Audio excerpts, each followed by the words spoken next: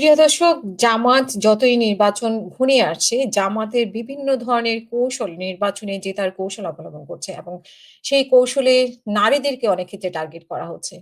যেই নারীদেরকে বলা হচ্ছে যে তারা কাজ করবে ৫ ঘন্টা কিন্তু বেতন পাবে ৮ ঘন্টার। এতে করে আসলে নারীদেরকে অনেকেই বলছেন যে নারীদেরকে ঘরে ঢুকিয়ে দেওয়ার একটা প্রচেষ্টা কিনা। কারণ যখন অন্য পুরুষরা যখন ৮ ঘন্টা কাজ করবে, নারীরা ৫ ঘন্টা কাজ করবে।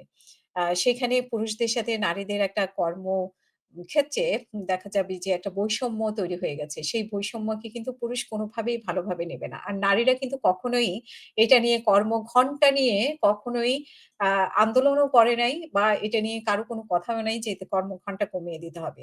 তো হঠাৎ করে জামাতের কেন এই মাথা ব্যাথা নারীদের মানে কর্মঘণ্টা নিয়ে? এটা ২ টি হতে পারে যে একটা হচ্ছে যে উনারা যেভাবে চাচ্ছেন যে নারীরা মানে বেশিরভাগ ক্ষেত্রে ঘরে থাকুক এবং আ এর থেকে ৫ ঘন্টা নারীরা একটু অলসও হয়ে যেতে পারেন। ঠিক আছে? মানে বাড়িতে যখন ৫ ঘন্টা পরে আমরা রোজার সময় কি দেখি? যখন অল্প অফিস থাকে তখন কিন্তু একটা আলসেমি চলে আসে। তো এটা কি একটা কৌশল জামাতে যে নারীদেরকে আস্তে, আস্তে আ ঘরে ঢুকিয়ে ফেলা, এইরকম একটা কৌশল হতে পারে। এবং এখানে আসলে সুযোগের মানে সুবিধার কোনো কিছুই দেখার নেই। কারণ নারীরা তাদের ন্যায্য অধিকার নিয়ে অফিসের পরিবেশ নিয়ে সবসময় আন্দোলন করেছে। বা আন্দোলনে আমরা দেখেছি যে হেনস্থার শিকার হয় নারীরা অফিসে আ বিভিন্নভাবে ব্যবহার করার চেষ্টা করে। প্রমোশন এর ক্ষেত্রে বা অন্যান্য ক্ষেত্রে নারীদেরকে হেনস্থা করা হয় শারীরিকভাবে। আর সেগুলোর দিকে ফোকাস করা উচিত। আমি আরেকটা ভিডিওতে আমি বলেছিলাম। কিন্তু সেগুলোর দিকে ফোকাস না করে এবং নারীদের যে যেখানেই কাজ করুক না কেন, তাদের ন্যায্য পাওনাটা অনেক ক্ষেত্রে পুরুষের তুলনায় তাদেরকে সেলারি কম দেওয়া হয় অনেক ক্ষেত্রে। হ্যাঁ? অনেক অফিসে দেখা যায়, অনেক কোম্পানিতে এরকম অভিযোগ আছে।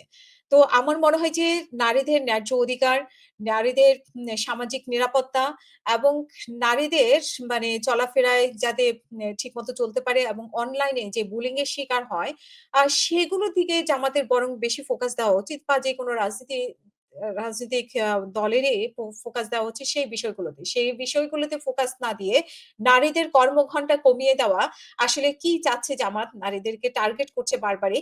ভোটের মাঠে টানার চেষ্টা করছে। বিভিন্নভাবে প্রচারণায় নারীদেরকে ব্যবহার করা হচ্ছে।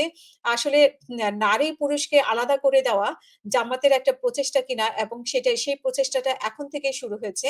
এটাকে আমরা যতটা না মানে পজিটিভ নেওয়ার কোনো কিছুই নাই। বরং পুরোটাই আসলে নেগেটিভ এবং জামাতের এখানে একটা কৌশল কাজ করছে, যেটা ভোটের আগেই শুরু হয়েছে এবং জামাত যখন ক্ষমতায় আসবে, নারীদের ক্ষেত্রে আরো বেশি কঠোর থেকে কঠোর ব্যবস্থা নেওয়া হবে। যেটার নাম হয়তো বা বাহিরে বলা হবে যে নারীদের সুবিধার জন্য, মায়েদের সুবিধার জন্য, মেয়েদের সুবিধার জন্য। সেই সুবিধার জন্য বলে আসলে নারীদেরকে এক ধরনের কোণঠাসা করা এবং ঘরের মধ্যে রেখে দেওয়ার পরিস্থিতি তৈরি করবে। এমনটাই আসলে লক্ষণটা দেখা যাচ্ছে।